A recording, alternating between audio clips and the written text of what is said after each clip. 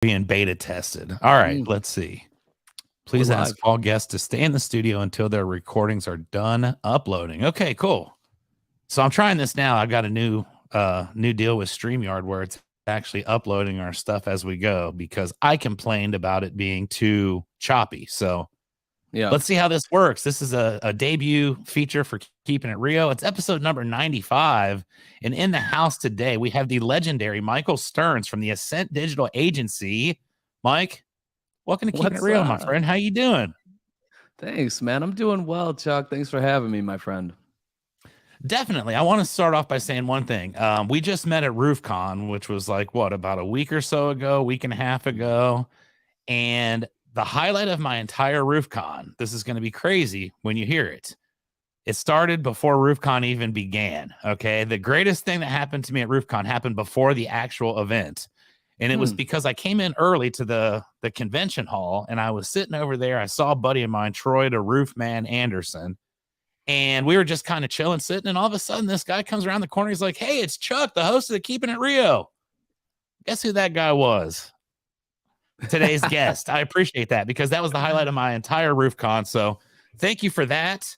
Um, Tell me a little bit about Ascend Digital. I'm not going to lie to you. I did not know of your company until RoofCon, so I don't have a whole lot of background knowledge on it. So why don't we start there? Tell me a little bit about what's going on and what you guys have brewing and where you're heading. I know you're going to the moon. Going to the moon, baby. So apparently we're a marketing agency that's deficient in branding since, the legend himself.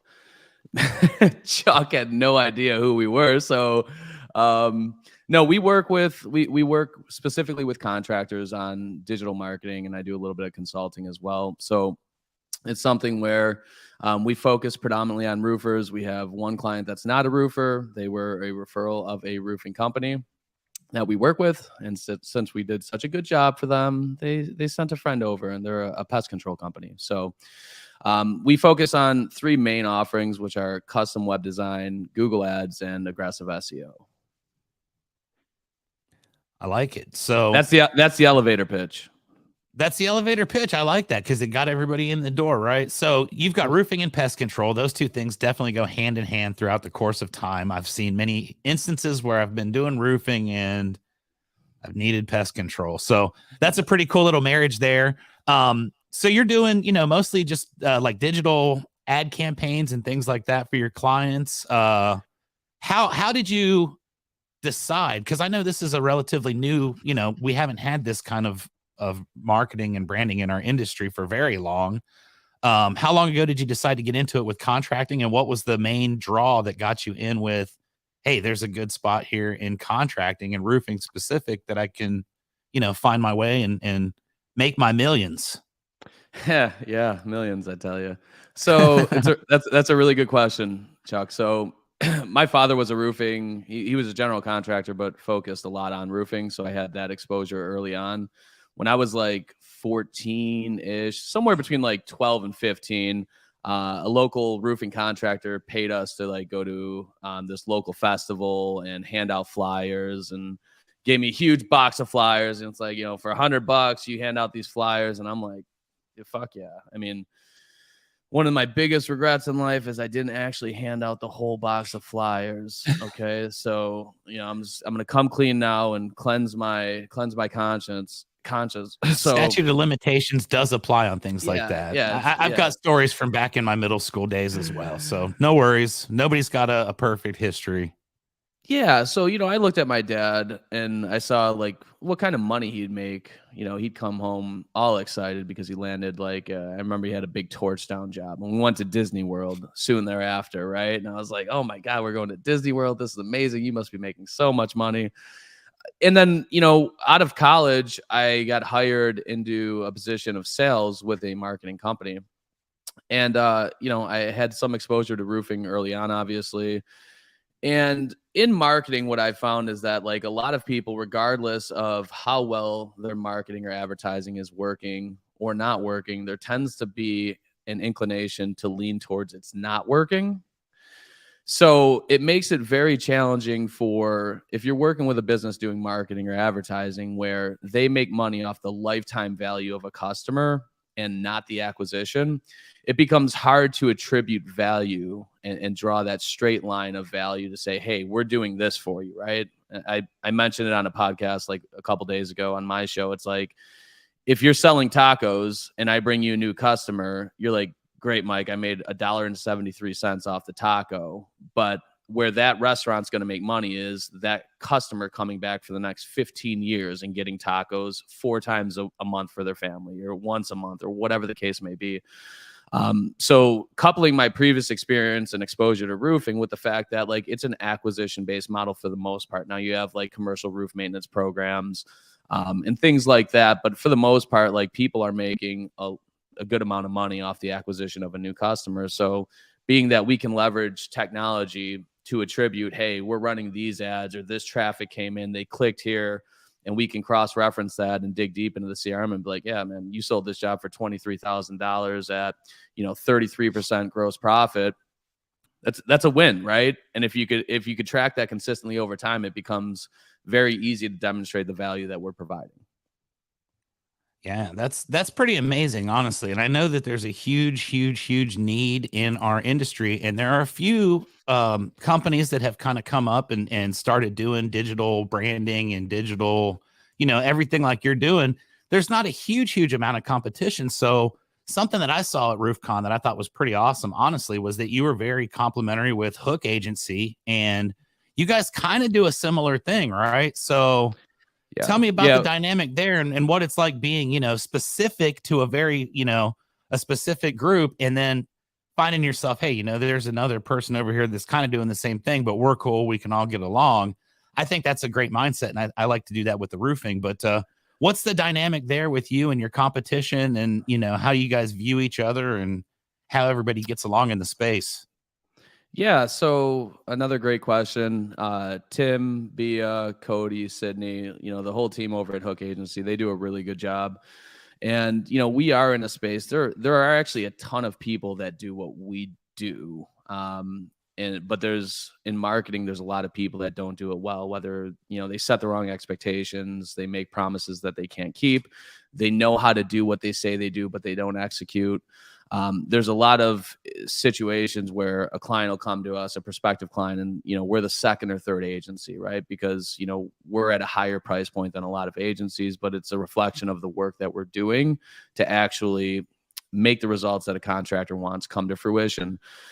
So I met Tim in person for the first time last year at RoofCon, but we had interacted frequently before that on Facebook and whatnot. So it was one of those things where, I kind of poked around and peeked at what they were doing, right? Because there's kind of ways that you can audit it, and I'm sure he's done the same for me. I had heard nothing but great experiences from people that were working with him. So to be able to align with somebody who really places an emphasis on exercising business with integrity, right, and doing the right thing for the customers, it's really easy to just sell somebody anything and not keep their best interest at heart, right?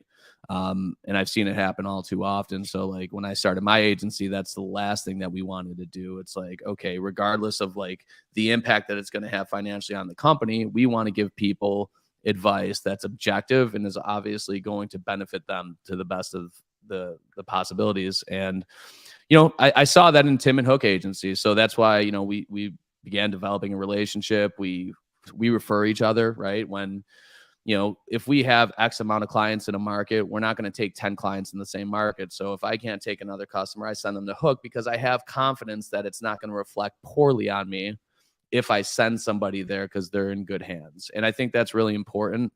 We did the One Industry, One Model. I did one of their stops over in North Carolina with Tim, and we kind of gave just a speech on working with competitors. And it's no different, like you said, in the roofing industry. I think it's really important. Not everybody has to be viewed as a threat, right? There's plenty of homeowners that are going to need a roof, and you have an opportunity, obviously, to position yourself as the best option. But like, what about something where you guys are booked out, right? And you can't fulfill the work, right? The customer, you guys are booked out a month and a half, but they want a new roof now. It's a great thing for everybody involved to have somebody that you trust to handle that customer that you can refer work to. And it doesn't even necessarily have to be that instance. Maybe it's something where you only do shingles, and this guy, this guy wants a metal roof, right? He wants a standing seam metal roof, and you can't do it. Create a referral partnership, with somebody who's in the same industry but does like adjacent services, let's say. There's a lot of benefit in that, as opposed to viewing everything through a scarcity mindset and viewing everything as a threat to your business. Yeah, I couldn't agree more. I was just talking with someone yesterday about that, and I said, the simple fact is, if every single person here did one roof a day for the rest of our lives, there'd still be millions left when we all died. So why are we all focused on one, or why are we all worried about, this guy's doing one over here and that should be me? Nothing drives me more crazy than people that just, have to try and mess with other people's stuff. And I love the mindset in our industry, very specific to, events like RoofCon, where that was more of a networking opportunity for people on that level who want to work together, who help each other. I've got friends here in San Antonio that I've given advice to all the time that help me out. We share roofing crews and stuff like that. And you know what? Everybody wins. I think that's the key. And it's really kind of cool because as the old guard is kind of moving out of this industry, we're seeing a whole new wave of stuff. All the technologies coming in, the guys that have been around for the last 40 years that are, hesitant to adapt, they're starting to move on down. And now we're opening up a whole new mindset too, where now instead of, this is my town, this is my neighborhood, this is my whatever, if we can help elevate the industry as a whole and we can work together to make the experience for our clients better, and quite honestly, to help raise up the image of the roofing industry, because it's not super great. We all know that. And it sucks because it's about 10% of the population that ruins it for the other 90.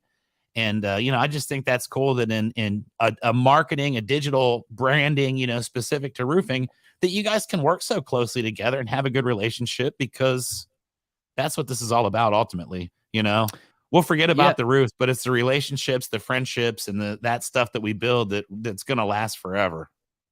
Yeah, that's a really good point, and I couldn't agree more. And I mean, there's times where I learned stuff from Tim, and Tim, I'm sure, has learned some stuff from me, where it's like, if you guys can pass information back and forth, and it doesn't even necessarily have to be teaching, but just share insights as far as trends, and you can relate that to any specific industry that you want, and it would still be applicable.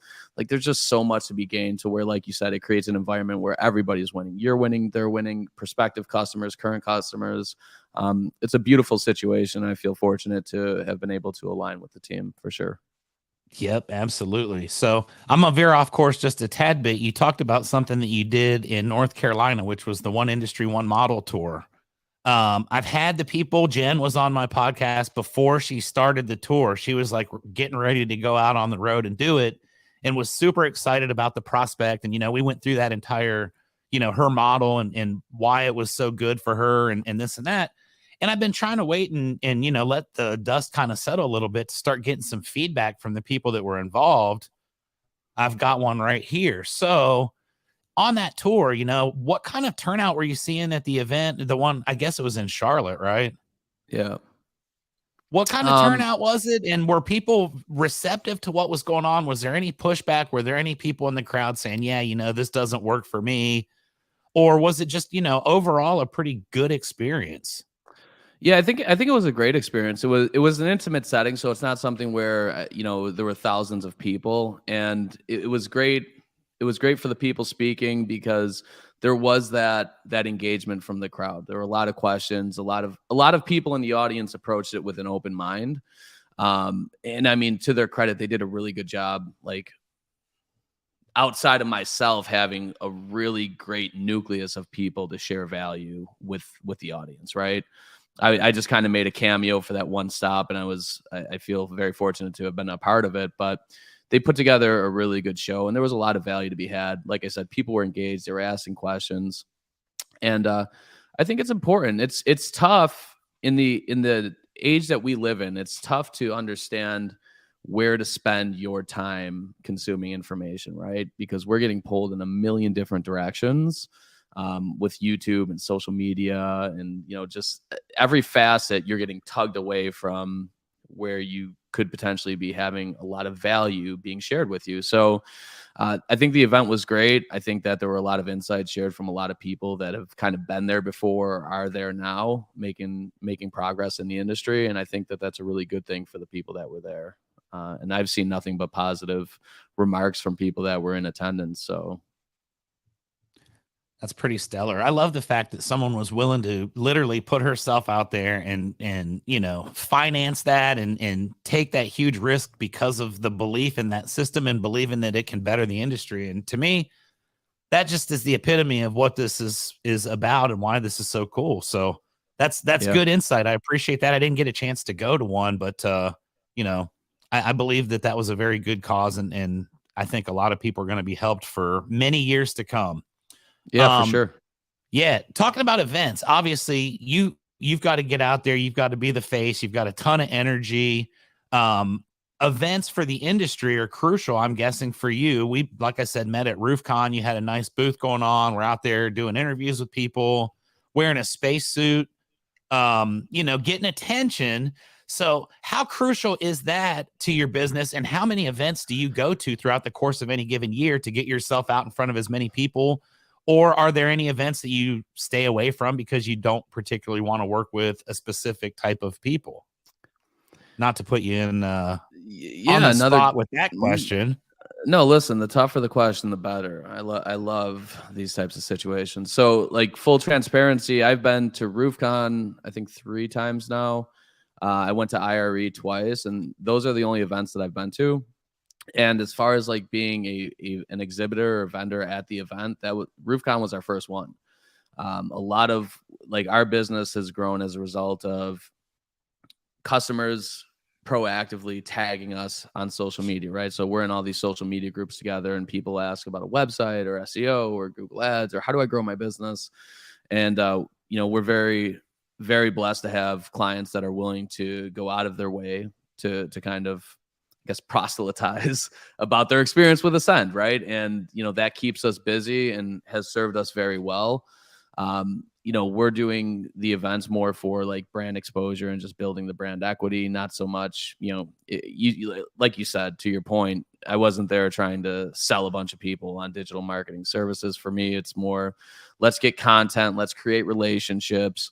Let's have these conversations. I mean, one, because I love that shit, right? Like I started my podcast because I just fucking love going around talking, hearing perspective, right? Like everybody's different. They've got a unique story. So I love being a part of having that story being told, listening to that story. And like I said, I can disagree with everything that you say, Chuck, but there's a chance that I agree with some of it or all of it. And even the stuff that I don't agree with, we can have a reasonable and intelligent conversation. And I could take away, even if I move one of my stances, just a smidge, right?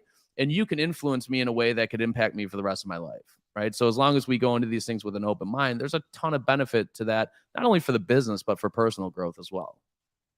Man, how crucial is that? That's such a great point. And podcast was the same for me. I did it because I just like reaching out and talking to people. And we did a company-wide training this past Monday at our corporate office at ASAP Roofing and Solar over in Tyler, Texas. I was able to take my team up there. We're under the corporate umbrella of ASAP and K Socialized Media. And we were just, we were doing amazing high-level training stuff. And I'm sitting there thinking to myself, wow, like this is stuff that people don't understand what our industry really is. It's about education. We had Deshaun Bryant was in, we had Mike Code. We had some amazing stuff going on, right?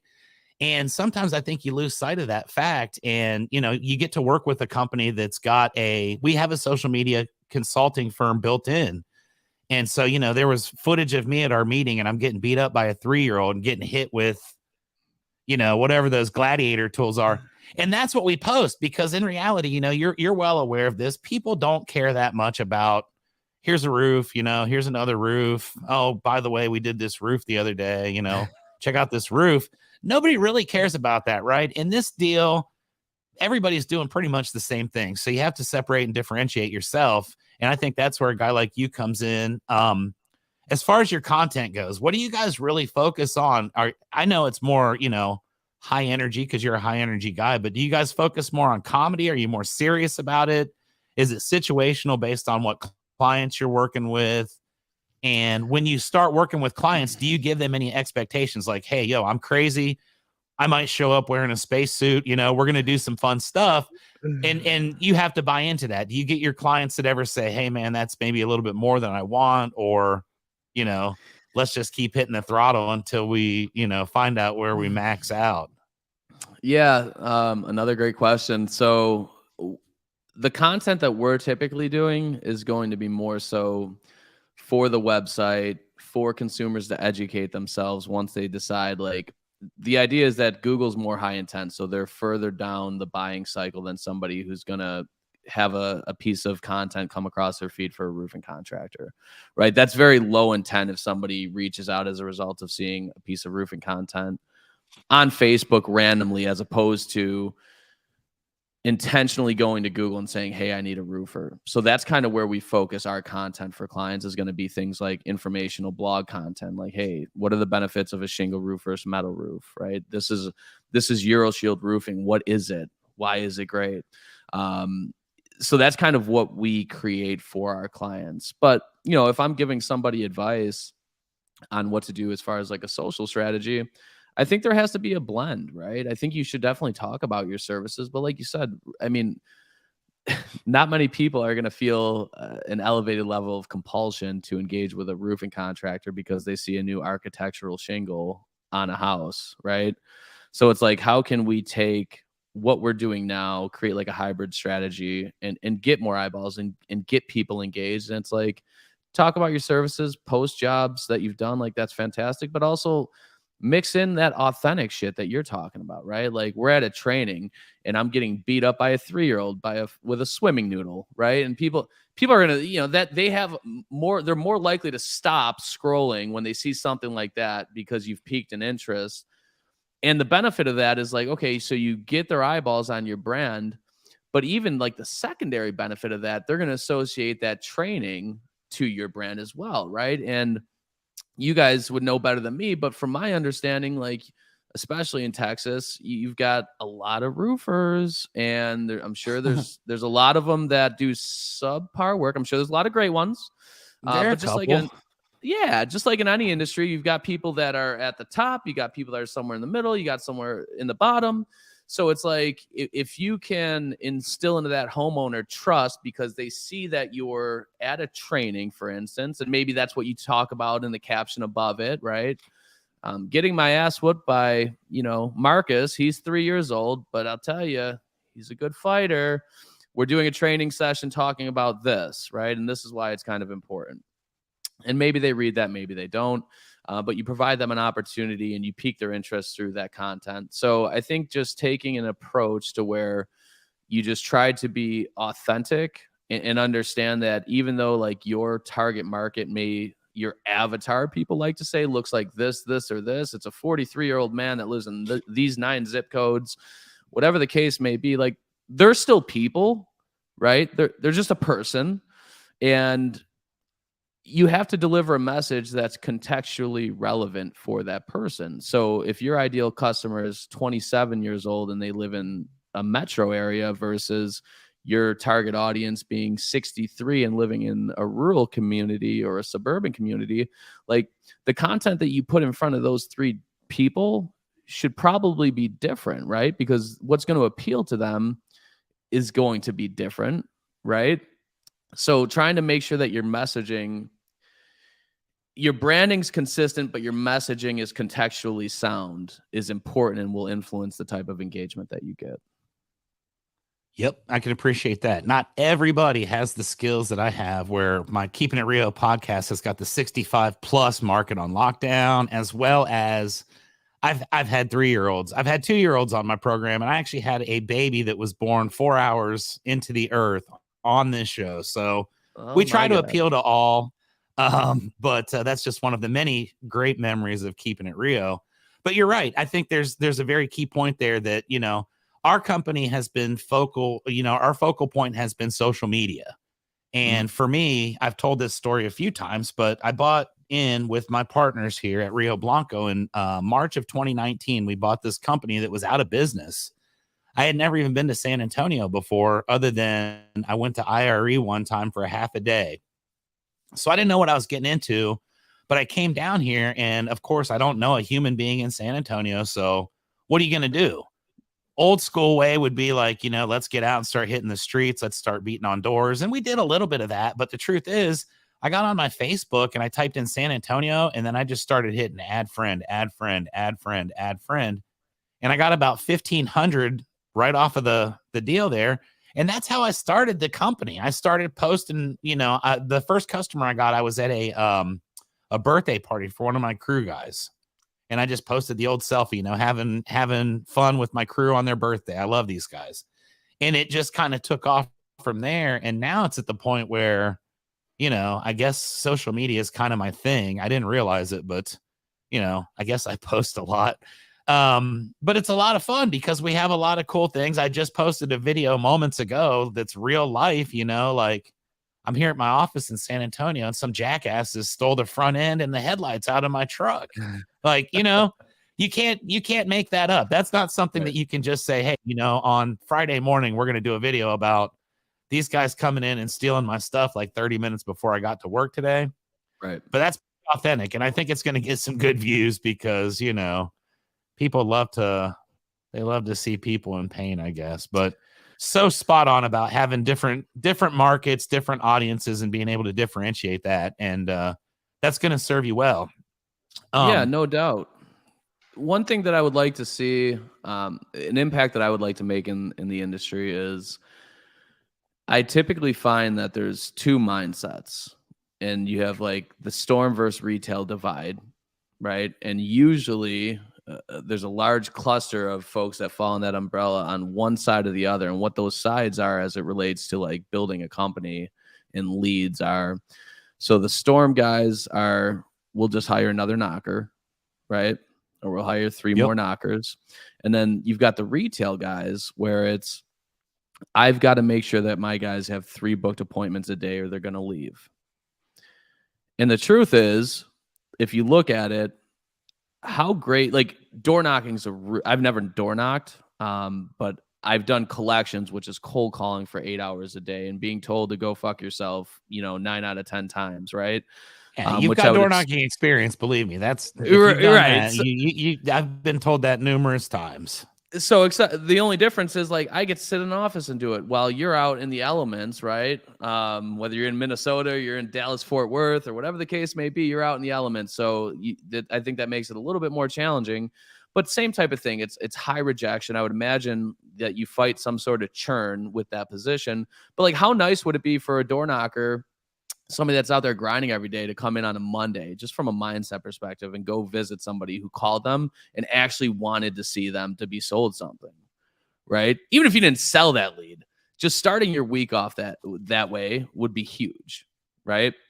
And then on the retail side, I talk about like creating entitled teams. So like you have salespeople that rely entirely on you providing leads, but they're not doing anything to generate opportunities for themselves or the company, right? And maybe you create a different comp plan based on self-gen leads versus company-given leads.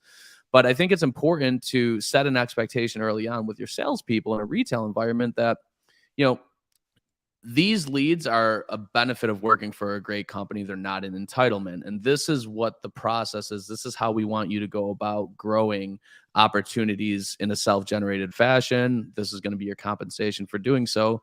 Because if you don't, you're going to land yourself in a situation more likely than not. And there's exceptions to every rule, but you're going to land yourself in a situation where like, hey, if your Google ad campaign slows down or your social media advertising or your word of mouth dips, whatever the case may be, like, those people are going to get frustrated that they don't have the opportunities. And if they have a self-generated pipeline in conjunction with what marketing efforts you're doing, you're going to be much better off. So we don't want to create the entitled teen where it's, hey, you're not doing your chores, but we're going to give you your allowance anyways. The chores are the sales activities. The allowance are the company generated leads.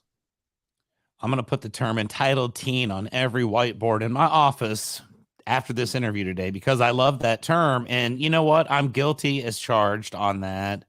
it is kind of tough. You want to bring people in and you want to kind of get them moving, getting some Yeah. stuff going, but you devalue the leads in that process. And you also, you lose a little bit of credibility because, like you said, people are just sitting around waiting for them. And in my history, I've always thought that, office leads, they've always been the bad ones for me. Like when I get an office lead, it's like it's 50-50. This is either going to be really awesome or it is going to suck. Because when people call in, everybody sees your online presence and they call you, you never know. I've been to some places where I wouldn't even get on the roof. Yeah. The stench of the house wouldn't even let me on the driveway. No And doubt. when you're generating your own stuff, you can go out and say, hey, look, I'm going to go to a gated neighborhood and I'm going to get myself in and I'm going to do 20 roofs in here. You value it so much more. And that's been probably my biggest issue as an owner of a business that I didn't really take into account when I started this, because I was in sales and, I loved getting leads, but mine were mostly self-generated. I didn't really think in that mindset. But when you start hiring people, you start to realize not everybody thinks like we do. And entitled teens aplenty for sure.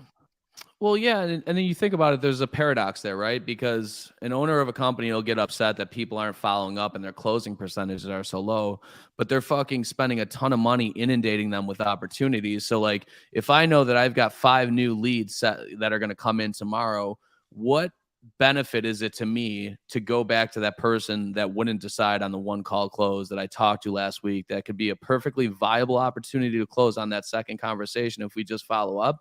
What benefit do I have as a salesperson, right? Rationally, it doesn't make sense if I know that there's another new opportunity coming. Yeah, sales is definitely it's all about the shiny new object, right? I mean, Yeah. that's I mean, most success, like everybody says, is based on follow-up because most people don't follow up. You just move on to the next, move on to the next. I just did a house yesterday, and I'm not gonna lie, this was a nice job. It was about 24 grand, nice gated community. I was not the first one that they called. I was actually called after they had made a decision on who they were going to use. And the dude that they were going to use never called him back. I walked in and it was like, it took me 12 minutes to get this deal because I said, well, you already had somebody, but they're not here. Why am I here? Well, you're here because they're not here. Okay, great. You want to get this done? Let's do it. Easy Game enough. on. But I mean, a $20,000+ job, and the sales rep wasn't even thinking along the lines of, let me just call back and see if they want to do it. Entitled once again, well, if they want to work with me, they'll just call me back and I don't have to deal with it. Sweet. I love that. It makes my life so much easier. That's a great situation to stumble into. And I think it's important because, it kind of starts with, when you hire somebody, when you get somebody in new, if you set that expectation early, right? Everything's sales in this context. And like when you're hiring somebody, you're selling them on how beneficial it's going to be a part of this company. But you have to, like, any sale will crumble if you don't set the right expectation, or the byproduct of that down the road is like your reputation, will be impacted in a negative way if you set an expectation of one thing and something else happens. So like, it's tough with people that have a current sales team, because if all of a sudden you implement something to where, okay, for 3 hours a week, you got to do these activities, it's a much tougher battle and more of an uphill climb than if you just set that expectation for a new hire that's coming in. Like, we have a system, we have a process. This is what it looks like. We're going to provide you leads, but in conjunction with that, your responsibilities are A, B, C, D.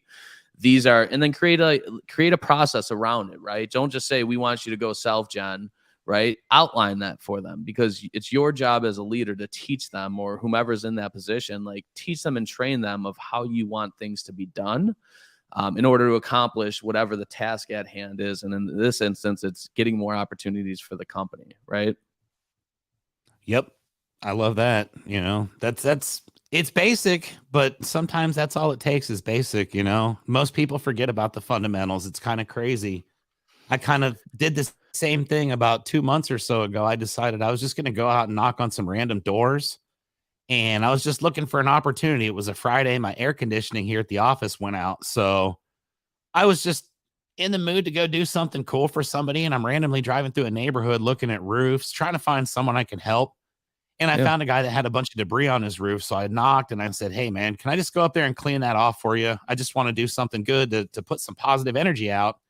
And this dude called me back like 5 weeks later, and we ended up doing a $4,000 repair for him on his house. So, you know, opportunities created. That's the way to do it. You have to go out and you have to be proactive if you're going to be one of the top producers, because that dude would have never called us. He would have never known about the chimney. None of that would have happened had I not decided Right. just to get up and go do it. So that's a very valuable lesson for any sales reps watching this. Get up, move your ass. That's how you make the money, right?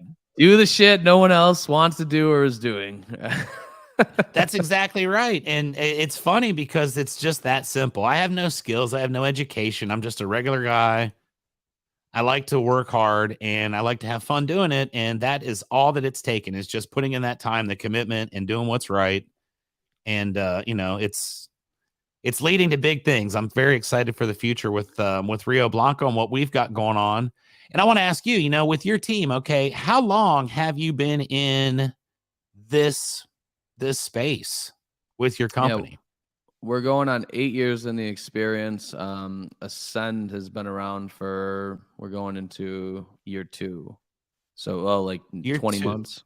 Yeah. Okay. I like it. So has it been everything you've expected so far? Has there been, everybody's got a story where something goes wrong and there's like a catastrophic moment in the first year where you're thinking, oh shit, what have I done?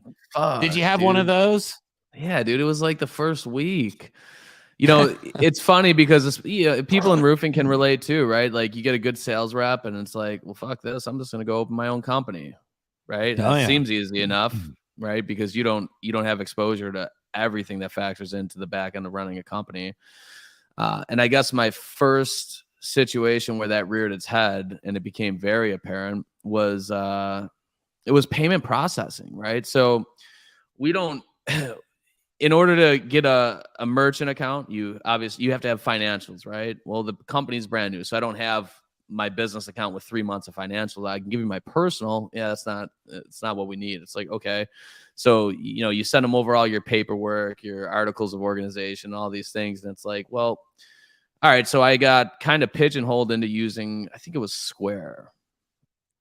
Don't attack me, Square. This is not your fault. Your company and you have processes and procedures. But what happened was, because we're remote, right? Everything that we run it's going to be higher ticket. So $5, $7, $10, $30,000, whatever. We've got the element of the size of the transaction and the fact that it's not a physical card being swiped. It's a remote transaction. So much like homeowners and roofers, you establish have that distrust towards contractors because they've heard the horror stories. Contractors have that same distrust towards marketing companies, right? So we get somebody to the finish line. We're like, all right, they're choosing us as a strategic partner. Like, couldn't be more excited. And then we go to run the card and they get alerted that there's fraud. There's potential fraudulent activity going on, right? So it's like that. Like, I lost a big deal because of that. Yeah, you are being attacked because of the way that the system is set up. And trust me, I go through this with my bank every time I travel. I come back in the gas station, I can't get a bottle of water. My card gets declined for security. So I get it. Yep. But in that moment, dude, you're a fraud. Like, this thing is saying you're a fraud, right? Yeah, right. So it's like, man, you want to talk about swimming against the current. So I mean, I spent, God, I can't tell you how many dozens of hours over the next month, like just massaging a situation to where we could, getting the opportunities and getting people that wanted to do business with us was not a challenge. The challenge was like getting their payment to go through without the bank being like, you sure you want to do this? Are you positive? They Thanks, might be scamming you, right? Yeah, appreciate you. Yeah. Meanwhile, yeah, y'all happily take the scammers from my checking account every month. Right. Where was the security at on some of this stuff? I can't even figure out how to get out of my Sirius XM. So weird, right? Yep. Yeah. So that was a challenge. We overcame it, and here we are, and everything's hunky dory. There's been no issues since, not even one. I swear. Everything's perfect in life. I love that. Yeah. What size the team you got going on over there? How many people are on board, and how many are you going to grow to? What's your aspiration with the business? Yeah, we're at 19 in Damn, total. that's impressive. Um, as far as where we're gonna grow to, it's a good question. I don't TBD. have Yeah, I don't have a great answer, which a lot of people, would kind of look at and be like, well, you got to have your 3-year plan and your 5-year plan and your 10-year plan. And I do tentatively, but not with enough conviction to where it's like, all right, this is where we want to be. We want to be in a situation. Here's what happens a lot of times in my experience. You get a company and they're fucking fantastic.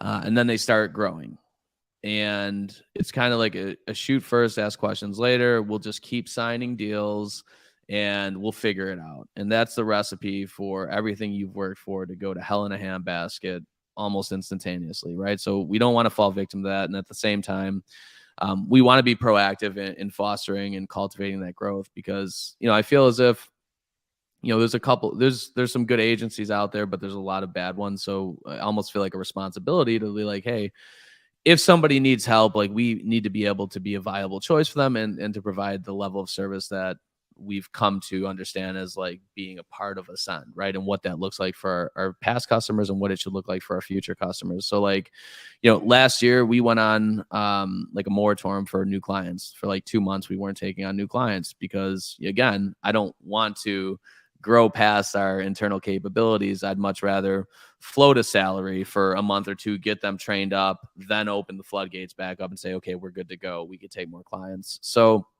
yeah, that's a long-winded way of saying I haven't established what the finish line looks like. And it doesn't matter when I do establish it, because no one's going to be more competitive than I am with myself. So that'll be a moving target, just like everything else in Absolutely. life for me.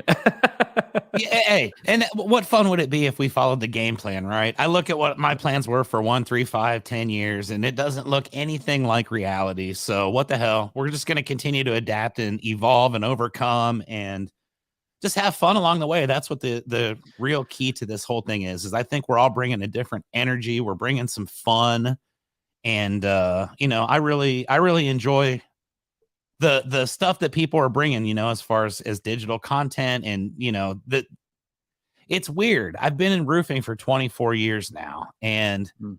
when I started in it, it was like, okay, these guys would come into our supply company and they'd have their material order written on a napkin or whatever, and they'd have all this weird stuff. And as we've continued to go, like, I'm so old now that when I started, I was a delivery driver, and I remember my boss would not allow us to have GPSs in our trucks because he believed that they were going to take us down the wrong way, down one-way streets. And like, everybody was going to die because of this. And the world's going to come to an end. We weren't allowed to have cell phones. We weren't allowed to have any of that stuff. And that was not that long ago. I'm not that Right. old. And to Right. see where we've evolved now to where it's like, you know what? Most people can get the majority of this stuff done before they even get to the site, and the homeowners are able to really study you, and that you've got people that have already done the research, so you've got qualified people. It's amazing how this has just, and the world in general, but our industry, and how people have adapted to like drones and satellite imagery and stuff like that. Where do you see this going, 10 years down the road, when I'm 35 freaking years into this shit, and I'm only going to be like 42 years old at that point, so I don't know how that works, but where do you see it going? Do you think that this is just going to continue to go? Do you see any changes in the protocol, people going into your home and selling? I know during COVID that kind of changed a little bit. Zoom started becoming more of a thing. It looks to me like that's maybe died down a little bit, and we've kind of gotten back to doing what we were, but it kind of opens up the opportunity in the door. Do you think that there's going to be any major sweeping changes in the next 10 years that can take this industry to another level? Yeah. Great question. So You wanted a hard question. There you go. How are we going to yeah. change the So entire first and industry in 10 years? foremost, yeah, we're gonna address the fact that you don't look a day over 27. All right. I don't feel So a day over 16, so it's cool. My fantastic. behavior would illustrate. I got my ass kicked by a 3-year-old the other day in front of 100 people. Yeah, it is like quite amazing if you look at the rate in which technology has evolved just in general, right? Outside of roofing, within roofing, it's obviously been far reaching within roofing for in situations that you mentioned previously. But yeah, I think there are going to be some changes, right? I think it's going to become more and more challenging on the restoration side. Insurance companies, they've got a lot of money in lobbying. And when you have those types of resources, I think it's going to continuously move the needle to make it more challenging for homeowners and contractors, unfortunately.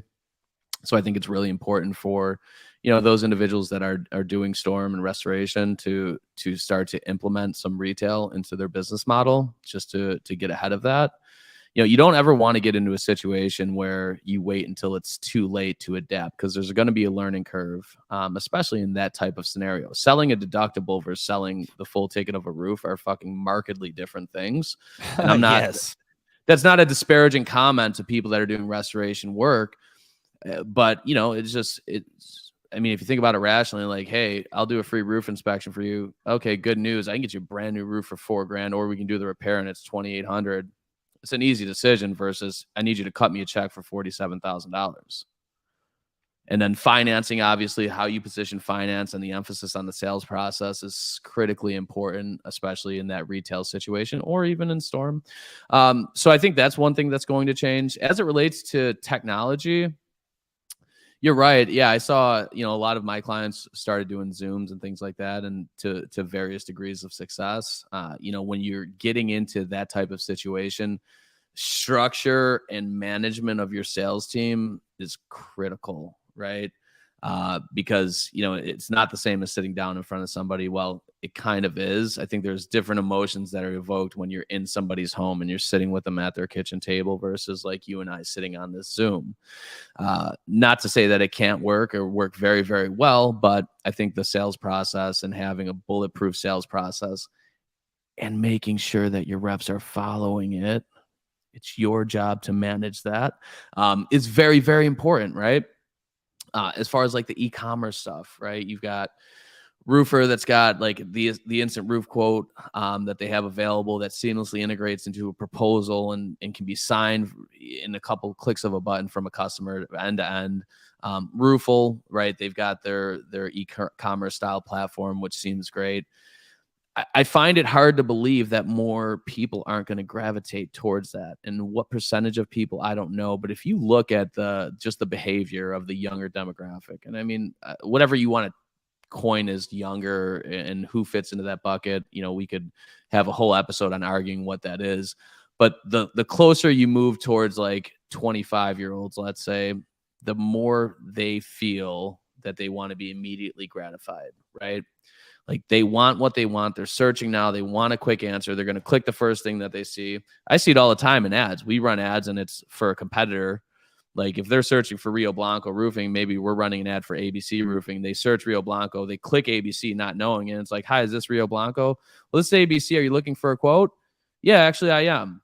Right. And it's all because of that sense of I'm not even going to look. I'm going to trust Google's going to give me the right information. And I just want what I want as soon as possible.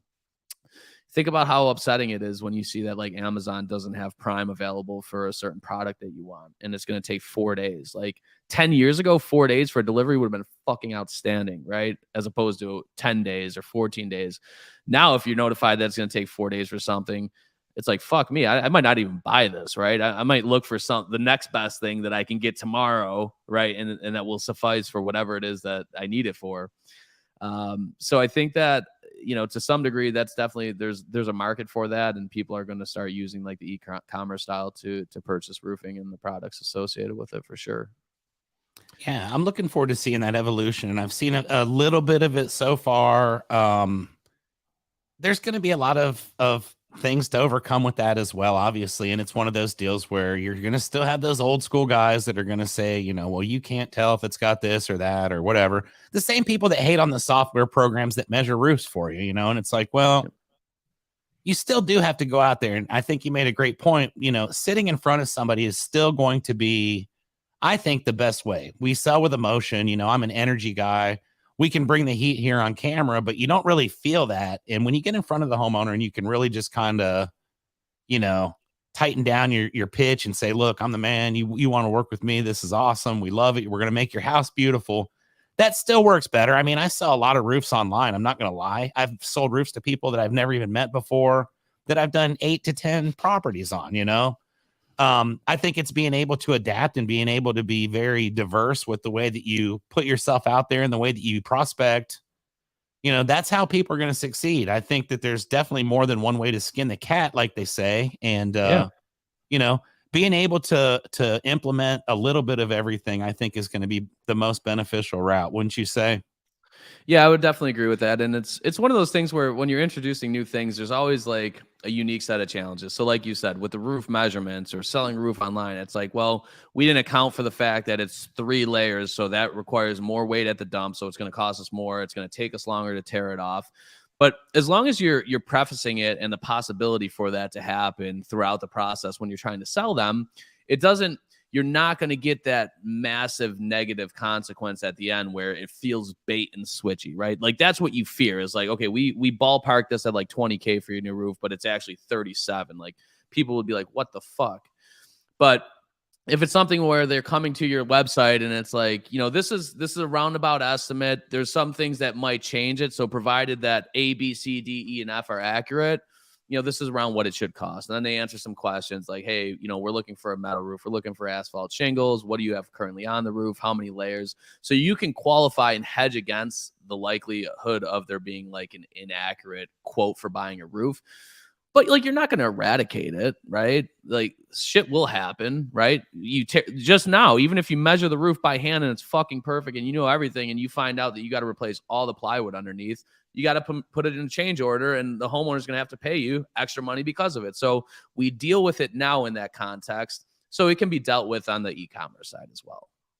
Yep, I agree. I think that's going to be a pretty cool thing. And I hope that at some point I can have a little bit of experience with something like that just because it's new and like I say, shiny. We live in a world where I legit got pissed off because my vitamins weren't going to be delivered by 7 a.m. this morning when I ordered them last night at 9 o'clock from Amazon. So yeah, definitely very quick gratification is the way of the world now. We're coming up.